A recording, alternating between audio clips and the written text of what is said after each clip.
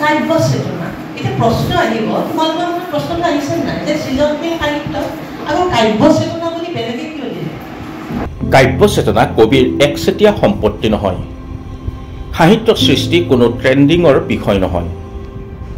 এই মন্তব্য লাম্বাদা নৃত্যৰ শেষত গ্ৰন্থৰে জনপ্ৰিয়তা লাভ কৰা মৌচুমী কণ্ডলীৰ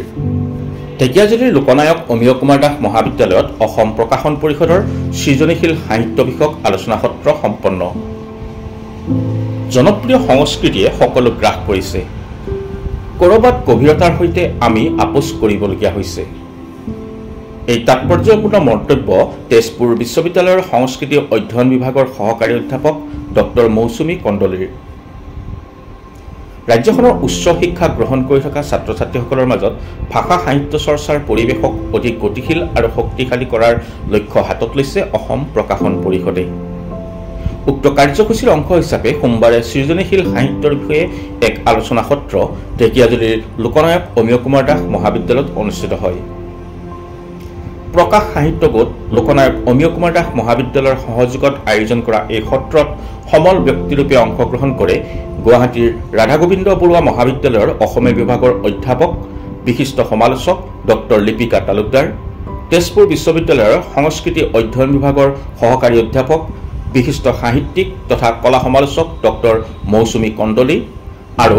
এবিলাকৰ সহযোগী অধ্যাপক তথা বিশিষ্ট লেখক ডক্টৰ ভাস্কৰজ্যোতি শৰ্মাই ইয়াত গল্প উপন্যাসৰ নব্যধাৰা বিষয়ত বক্তব্য আগবঢ়ায় ডক্টৰ লিপিকা তালুকদাৰে তেওঁ সাম্প্ৰতিক অসমীয়া ভাৰতীয় আৰু বিশ্বৰ বিভিন্ন ভাষাৰ কথাশিল্পত প্ৰতিফলিত নতুন সম্পৰীক্ষাৰ বিষয়ে বিশ্লেষণ আগবঢ়ায় লগতে ছাত্ৰ ছাত্ৰীসকলক সাহিত্যৰ নব্য চিন্তাধাৰাৰ সৈতে পৰিচিত হোৱাৰ বাবে অধ্যয়নশীল হ'বলৈ কয় সৃজনশীল সাহিত্যত শিল্পকলা আৰু কাব্য চেতনাৰ বিষয়ে বক্তব্য প্ৰদান কৰে ডক্টৰ মৌচুমী কণ্ডলীয়ে তেওঁ কয় যে কাব্য চেতনা কেৱল কবিৰ একচেটিয়া সম্পত্তি নহয় সাহিত্য সৃষ্টি ট্ৰেন্ডিঙো নহয় এগৰাকী কথাশিল্পী নিবন্ধকাৰ আৰু পাঠকৰো কাব্য চেতনা থাকে নিতুল কাব্য চেতনা আৰু শিল্পকলাৰ প্ৰভাৱে সৃজনশীল সাহিত্যক সমৃদ্ধিশালী কৰে সাহিত্যৰ উৎসৱ অনুষ্ঠান পাতো ঠিক আছে কিন্তু যদি আমাৰ ছাত্ৰ ছাত্ৰী যি আমাৰ মূল শক্তিটো সেই নতুন প্ৰজন্ম যিয়ে স্কুল কলেজ ইউনিভাৰ্চিটিত পঢ়ি আছে তেওঁলোকৰ ওচৰলৈ যে আহিছে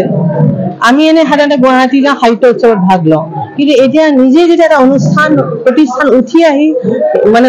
ছাত্ৰ ছাত্ৰীৰ মাজলৈ সোমাই আহে এটা বাৰ্তা দিয়ে যেনেকুৱা ধৰণৰ বিভিন্ন বিষয় যিটো গভীৰ বিষয় লৈ আলোচনা হয় তেতিয়া এটা পৰিৱেশ সৃষ্টি হয় আৰু এই পৰিৱেশ সৃষ্টি হোৱাটো খুবেই জৰুৰী এই কাৰণেই যে আজিকালি জনপ্ৰিয় সংস্কৃতিয়ে গ্ৰাস কৰিছে আৰু ক'ৰবাত হয়তো আমি গভীৰতাৰ সৈতে এটা কম্প্ৰমাইজ কৰিব লগা হৈছে এটা মানে উপৰুৱা সংস্কৃতি জনপ্ৰিয় সংস্কৃতিৰ মূল্য আছে নিজস্ব আমি সেয়া জানো সাংস্কৃতিক অধ্যয়ন বিভাগৰ অধ্যাপিকা হিচাপে সেইখিনি কথা বুজি পাওঁ মই তাক ডিভেলো কৰা নাই কিন্তু গভীৰতাটো লাগিব আমি বহুত গভীৰ কথা কিছুমান লাহে লাহে হেৰাই গৈছে কিন্তু সাহিত্য বা শিল্পকলাই সেই গভীৰতা আনে তাৰ যেতিয়া আমি কৰ্ষণ কৰোঁ এই কথাবোৰ যেতিয়া আলোচনা বিলোচনা হৈ থাকিব এটা ডিছকোৰ্চ সৃষ্টি হ'ব বাগধাৰা সৃষ্টি হ'ব আৰু তেওঁলোকে যেতিয়া অংশগ্ৰহণ কৰিব তেতিয়া এটা খুব জৰুৰী কথা এই গুৰুত্বপূৰ্ণ কামটো কৰাৰ বাবে মই তেওঁলোকক ধন্যবাদ দিছোঁ মই এইটোৱে আহ্বান জনাম যে সৃজনশীল সাহিত্য তেওঁলোকক কৰক কিন্তু যাতে এটা গভীৰভাৱে কৰে কেৱল ট্ৰেণ্ডিং হৈছে গতিকে ট্ৰেণ্ডিঙৰ আখ্যাত বা ট্ৰেণ্ডিঙৰ যিটো চলি আছে সেইটোতে নহয় নিজস্ব ধৰণে নিজৰ স্বাক্ষৰ ৰাখিব পৰাকে কাম কৰক এক নম্বৰ দ্বিতীয়তে হ'ল প্ৰকাশ ভংগীৰ ওপৰত কিন্তু মই কমেণ্ট নিদিওঁ এইকাৰণে মই এটা বিশ্বাস কৰোঁ লেখক হিচাপে নিজৰ প্ৰকাশ শৈলী সৃষ্টি কৰাৰ অধিকাৰ সকলোৰে আছে চবেই নিজস্ব ধৰণে ক'ব তাতো সেই ট্ৰেণ্ডিঙৰ কথা নহয় যে এনেকৈহে ক'ব লাগে তেনেকৈ সেইটো নিজৰ কথা কিন্তু বিষয়বস্তুত যাতে গভীৰতা থাকে সমাজৰ কথা থাকে সেইটো জৰুৰী যাতে কথাবোৰ আহে আৰু অকল সমাজ বুলিয়ে নহয় মানে মানৱ জীৱনৰ যিটো মহাজীৱন বুলি আমি জানো অকল ইণ্ডিভিজুৱেল শাক ভাত খোৱাৰ কথাই নহয় যিটো ধৰক দাৰ্শনিকভাৱে আমি স্থিতিগত যিবিলাক কথা ধৰক এক্সিষ্টেঞ্চিয়েল কুৱেশ্যনবিলাক যিকোনো ধৰণৰ সামাজিক সাংস্কৃতিক পৰিৱেশ পৰিৱৰ্তিত সময়ত কি হ'ল পালোঁ কি হেৰালে এই ধৰণৰ অনুষ্ঠানত সৃষ্টিশীল সাহিত্যত ভাষাৰ প্ৰয়োগৰ বিষয়ে ভাষণ আগবঢ়ায় ডক্টৰ ভাস্কৰজ্যোতি শৰ্মাই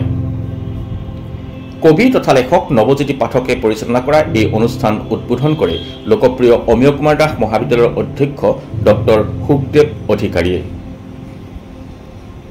তেজপুৰৰ পৰা দীপ শইকীয়াৰ প্ৰতিবেদন নতুন সময়।